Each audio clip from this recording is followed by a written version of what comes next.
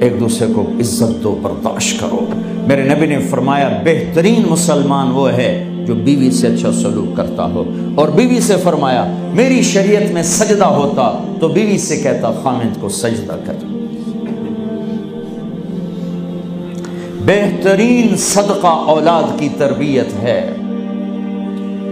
پورا گھر میرے نبی نے نقشہ، ہر ایک کی قیمت بتائی۔ ماں تیرے قدموں تلے جنت، کا کاش میری ماں زندہ ہوتی، تم دیکھتے میں کیا کرتا، میں عشاء کی نماز کے مصلی پر ہوتا، میں سورۃ فاتحہ پڑھ رہا ہوتا، ادھر سے آواز آتی میری ماں کی محمد، تو میں نماز توڑ کے کہتا لبیک اماں جان۔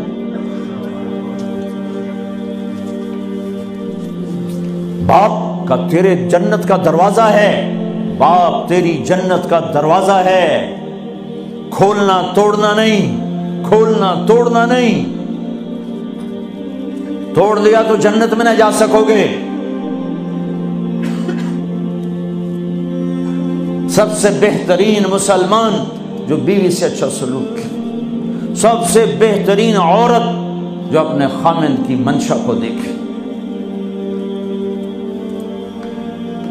پھر آپ نے ایک عجب بات فرمائی جو معاشرے میں بہت بوجھ بنتا ہے جس کا، ہاں بھائی تمہیں ایسا صدقہ بتاؤں جس سے بڑھ کے کوئی صدقہ نہیں، تمہیں ایسا صدقہ بتاؤں جس سے بڑھ کے کوئی صدقہ نہیں۔ انہوں نے کہا جی کیا؟ کہا الابنۃ المردودہ، جس کی بیٹی کو طلاق ہو گئی یا بیوہ ہو گئی اور گھر واپس آ گئی ماں باپ کے، یا ماں باپ نہیں ہے تو بھائی ہیں، وہ ایک بوجھ بنتی ہے ماں باپ پر بھی، اور بھائی تو ویسے ہی باغی ہو جاتے ہیں۔ میرے نبی نے فرمایا اس بچی پہ خرچ کرنا کائنات کا سب سے افضل صدقہ ہے۔ گھر، ایک گھر کیسے چلتا ہے؟ ہمارے ہاں پنجاب سندھ بلوچستان سرحد میں بہنوں کو وراثت میں کوئی حصہ نہیں ملتا، سب بھائی کھا جاتے ہیں۔ میرے نبی نے فرمایا جس کو اللہ نے 2 بہنیں دیں اس نے ان کا حق ادا کیا، شادی کی حق ادا کیا۔ ماں باپ کی وراثت میں سے ہوتا ہے، اگر میں نے کوئی خود کمایا ہے اس میں بہنوں کا حق نہیں، ماں باپ سے اگر 1 روپیہ بھی آیا ہے تقسیم کیا جائے گا۔ جس نے بہنوں کا حق ادا کیا، شادی کی حق ادا کیا، اس پہ جنت واجب ہو گئی۔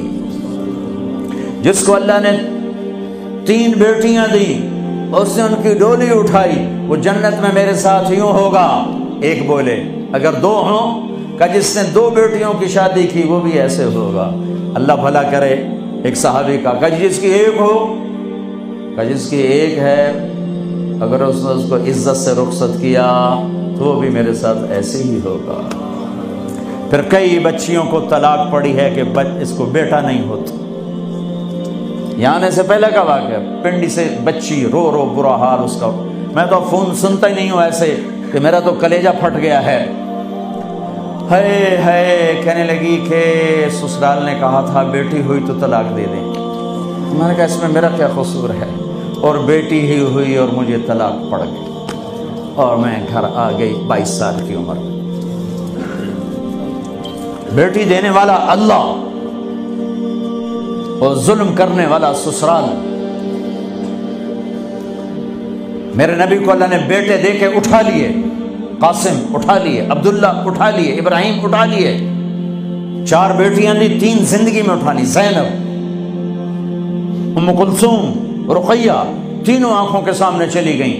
فاطمہ سے نسل چلی، آپ نے فرمایا لوگوں کی نسل بیٹے سے چلتی ہے، میری نسل میری بیٹی فاطمہ سے چلی۔ اس لعنت کو دھویا۔ عورت کا کیا قصور ہے اگر اس بیچاری کو بچیاں ہو رہی؟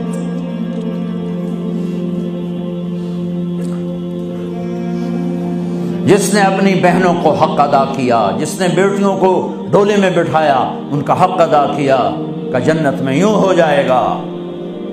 بہنوں کو دینا اتنا ضروری ہے، حرام ہو جاتی ہے روٹی۔ میں نے مولانا جمشید صاحب میرے استاد ہیں، میں نے ان سے تفسیر پڑھی۔ میں ایک دن شہد کی بوتل لے کر گیا، پرانی بات ہے 76-77۔ میں نے کہا حضرت یہ ہدیہ ہے۔ فرمایا کہاں سے لائے ہو؟ کہ میرے اپنے باپ کا ہے۔ فرمایا تیرے باپ نے اپنی بہنوں کو، تیرے باپ نے اپنی بہن یعنی میری پھوپھیوں کو، تیرے باپ نے اپنی بہنوں کو زمین میں سے حصہ دیا تھا؟ یہ سوال کیوں کیا؟ 10 روپے کی شہد کی بوتل تھی اس وقت، کہ اگر دیا تھا تو یہ میں لے لوں گا، اگر نہیں دیا تو پھر یہ حرام ہے، میں نہیں لوں گا، یہ مطلب